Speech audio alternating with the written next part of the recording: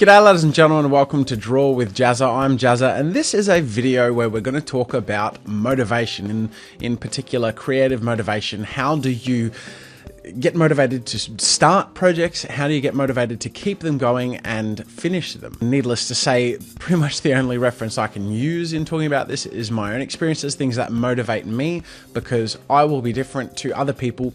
And so while talking about specific things that motivate me, I've also tried to find a few key points that in general I think apply to most artistic people and creative situations. And so these are the three things that I've come down to, and that is, first of all, inspiration, second of all, variety, and third, reward. If you have these areas covered, you're going to be motivated, you're going to get things done, you're going to get moving. And so we're going to go through these one by one, talk in general about what I mean when I say them, and just give some examples as to how I do that. Now, in general, I actually do get a lot done. I work on client projects every now and then. I also have goals with this YouTube channel that I do. I have several things planned ahead at a time, and I also work and collaborate with other YouTube channels. And so aside from the videos that you see on my channel, I work on several things at once, several projects at once, often small ones every week, and then I have long-term ones that span several months. And so the first one is inspiration. You really need to find things that inspire you in all walks of life.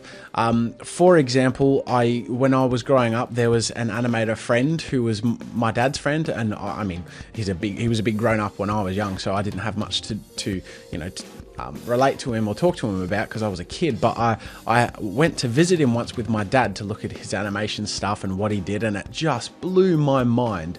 And it was just such an amazing experience. I learnt so much, even recently, I had a Skype call with Danadem, who's he won the Polycount contest for Valve's Dota 2 Polycount competition. And he's just an amazing painter. And the whole Skype call was for several hours me watching him paint on Skype and just asking him questions and soaking it up. And experiences like that where you interact with people who frankly are better than you are just invaluable, because you hunger to be like that. You find, even if you learned one or two things that you keep, they're yours and they're a part of improving you. So inspiration is a big one. Also finding styles and things that inspire you. I always have loved Blizzard style, maybe not so much lately, but in the past, especially when World of Warcraft first came out, I was massively inspired by their style.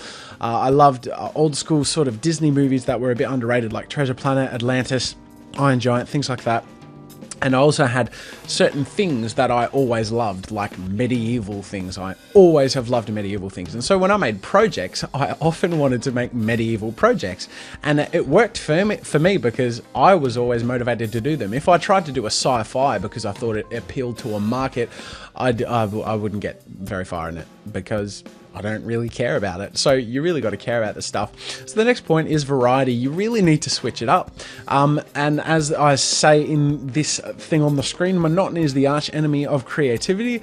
That is a quote I hope I invented, and I hope it's true, but I feel like it is true. If I'm animating something and I'm doing a lot of frame by frame animation, there's only so long that I can do that. I know I actually have difficulty with certain things. I have difficulty with backgrounds and frame by frame animation because it requires a lot of patience, and I'm a bit ADD. I'm a bit all over the place, and I like switching it up all the time. And so if I were to walk you through my work week, I generally have one, maybe two things that I work on that day, but that's pretty much the only thing of that subject that I'm working on for that week. And so things are constantly changing. I might on Monday do a speed painting, on Tuesday create a tutorial and do some reviews and create an artist showcase. On a Wednesday I might be working on an animation that I'm going to release a month later.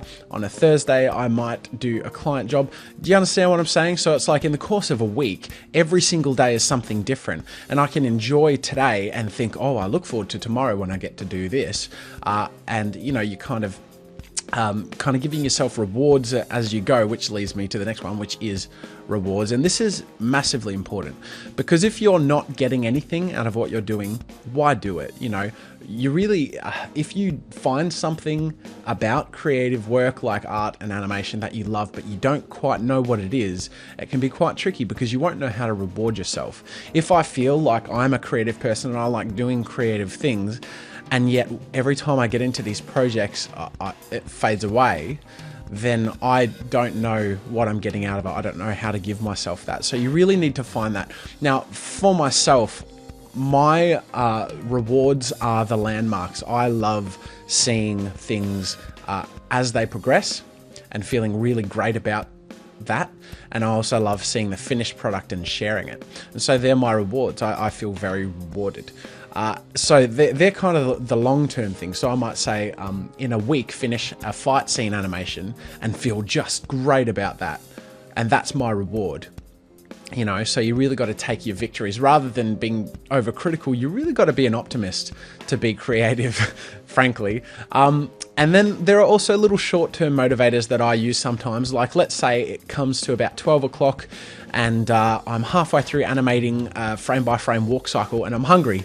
And this might sound a bit harming, but it's not. Like, if that happens, then I'll be like, oh, I'm hungry. I might take an hour to finish this. Okay, I'm going to work really hard, and then I'll have a nice big lunch. And so for the next hour, I would just get so much done. In fact, it will probably take less time than it would have previously because I've given myself a deadline and I achieve it. I'm happy with the result, which is a reward in itself, and then I get to rest and kind of just enjoy that feeling. So don't overstrain yourself, and you really just got to take your time and just soak in the process and let yourself feel good about all these things. And so I hope this tutorial has been enjoyable to you, that you've learnt a little bit from it. I get this question all the time. Perhaps it's because I put a lot out there. I actually do get a lot done, and so I find it fairly easy to motivate myself. But that is something that comes with time and practice. And keep in mind that I've been doing this for years. I've been self-motivating and animating and all this stuff for at least 5 years professionally, 10 years as a hobby. You know, so it's the kind of thing where when you are doing something like this professionally, you need to have a cycle, you need to have a system that you can rely on. And I feel like I've found one I can rely on. I give myself long-term goals, medium-term goals, and short-term goals and rewards. And you really do get a lot done because you're constantly reaching. And optimism is a big thing. I tend to be a massive optimist. I always reach for the stars, and my theory is if you reach for the stars, you might catch the moon, and that's a pretty awesome thing because a lot of people don't even reach for the moon. You know, it's a bit corny way of thinking about it, you know, but if you really believe that this next project that you're working on or this thing that you're doing is going to make a big influence on the people you show it to, then you're going to get really excited about it, and that in itself is a reward. You're pumped up and you create it, and it's a motivation. You're self-motivated by the optimism, and when you're done, just enjoy being done and move on to something else and get motivated about that. You know, you don't necessarily have to consider yourself a success or a failure based on the reception.